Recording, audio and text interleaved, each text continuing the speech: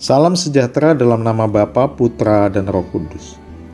Jemaat yang dikasihi Tuhan, ini hari pertama dari perjalanan 38 hari karya Roh Kudus di dalam kehidupan gerejanya. Mari kita meneruskan semangat Pentakosta atau semangat hari turunnya Roh Kudus yang kita peringati kemarin melalui perjalanan 38 hari ini. Sehingga kita bisa menyaksikan bahwa Tuhan tidak pernah berhenti bekerja di dalam kehidupan umatnya, di dalam kehidupan gerejanya, dan di dalam kehidupan Anda dan saya. Hari ini, kita akan mendengar kesaksian seorang bernama Ignatius dari Antioquia. Dia lahir tahun 35 Masehi. Pada awal mula hidupnya, dia menjadi penganiaya jemaat. Dia menyiksa jemaat yang mengaku Yesus adalah Tuhan dan Juru Selamat. Namun, hari-hari berikutnya dia mendengarkan firman dari para rasul. Kemudian dia percaya pada Yesus sebagai Tuhan dan Juru Selamat, dan dia menjadi murid Rasul Yohanes. Dia menjadi pengikut yang setia. Jemaat Antioquia mengangkatnya menjadi pemimpin gereja, dan sejak itu dia mengembalakan jemaat di Antioquia. Saudara-saudara sekalian, ada sebuah kesaksian yang luar biasa ya. Pada tahun 107 Masehi, Kaisar Trajanus datang ke kota Antioquia dan memerintahkan seluruh warga Antioquia mempersembahkan kurban untuk dewa-dewa, kalau tidak dihukum mati. Segera saudara-saudara, dengan sikap yang tegas, Ignatius menolak untuk mempersembahkan korban dengan mempertahankan imannya dan mengatakan bahwa hanya Yesus yang dia sembah. Hanya Yesus, kepada Yesus dia kurbankan seluruh hidupnya. Nah, saudara-saudara sekalian, Kaisar Trajanus marah. Maka dia dijatuhi hukuman mati. Dari Antioquia dia dibawa ke Roma dan dia menerima hukuman mati dengan cara dimasukkan di dalam arena bernama Kolosium dan diadu oleh binatang buas. Saudara-saudara, tanggal 20 Desember 107, Ignatius mati, martir, dibuang ke Kolosium, dimakan oleh binatang buas, yaitu singa-singa.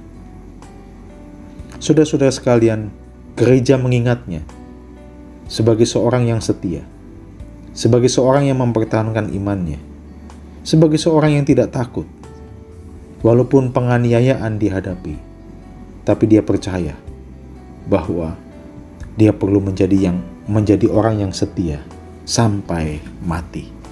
Saudara-saudara sekalian, dari kesaksian Ignatius ini, kita belajar bahwa ada banyak hal yang kita akan hadapi karena iman kita.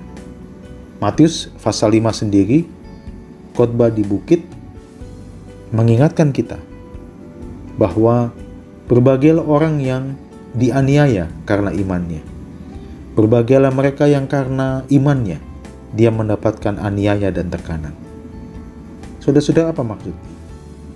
Memang ada banyak tantangan bagi kita, orang-orang yang percaya pada Yesus.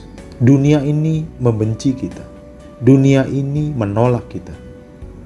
Dan pada satu saat nanti, kita akan berhadapan dengan tantangan yang lebih berat karena iman kita. Belajar dari Ignatius. Marilah kita tetap percaya, tetap setia, apapun keadaan hidup kita. Apapun kondisi yang kita akan hadapi. Karena Tuhan akan menolong kita untuk setia. Dia akan memampukan kita untuk setia. Asal kita mau bergantung hanya kepada Tuhan. Ignatius menderita karena Kristus. Di dalam sebuah catatan sejarah, dia pernah mengatakan demikian, saudara-saudara. Ayat yang menjadi dasar dari imannya adalah 1 Korintus 1 ayat 18 yang berbunyi demikian. Sebab pemberitaan tentang salib memang adalah kebodohan bagi mereka yang akan binasa. Tetapi bagi kita yang diselamatkan, pemberitaan itu adalah kekuatan Allah. Ignatius di dalam catatan sejarah gereja dia mengatakan, biarlah rohku tidak diperhitungkan sama sekali demi salib, yang adalah batu sandungan bagi mereka yang tidak percaya, tetapi keselamatan dan hidup kekal bagi kita yang percaya. Saudara-saudara sekalian, kita tahu bahwa kita takut pada saat kita berhadapan dengan tantangan yang menguji iman kita. Tapi percayalah, ketika Tuhan memampukan Ignatius untuk setia di dalam penderitaan yang luar biasa, saya percaya juga Tuhan akan menolong Anda dan saya untuk kita bisa setia, bertahan di dalam iman kita. Dia Allah yang setia dan akan menolong kita untuk tetap setia. Setia berjalan di dalam iman kepada Tuhan kita Yesus Kristus. Maka jangan gentar, jangan takut.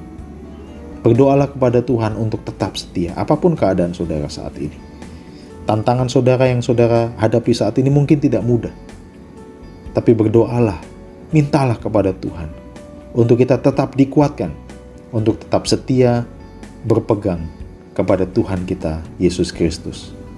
Janganlah saudara-saudara, karena urusan yang sementara ini, kita mengorbankan iman kita, kita menyangkal Tuhan kita. Maka, marilah kita tetap percaya dan berpegang pada Tuhan Yesus sebagai satu-satunya Tuhan dan Juru Selamat hidup kita. Mari kita berdoa. Bapa di dalam surga, ada banyak hal yang akan kami hadapi dalam hidup ini. Dan ada satu situasi nantinya, iman kami diuji, kesetiaan kami diuji. Maka Tuhan, kami berdoa seperti Engkau menguatkan Ignatius, Engkau menguatkan Rasul Yohanes, Engkau menguatkan Rasul Petrus, sehingga mereka setia. Tolonglah kuatkan iman kami, supaya kami tetap setia. Setia berjalan bersama Tuhan. Setia berpegang kepada Tuhan, apapun resiko yang akan kami hadapi. Terima kasih Tuhan, kami percaya Engkau setia, dan Engkau akan memampukan kami untuk setia. Di dalam nama Tuhan Yesus kami berdoa. Amin. Salam sejahtera dalam nama Bapa, Putra, dan Roh Kudus. Tetaplah setia saudara-saudara. Amin.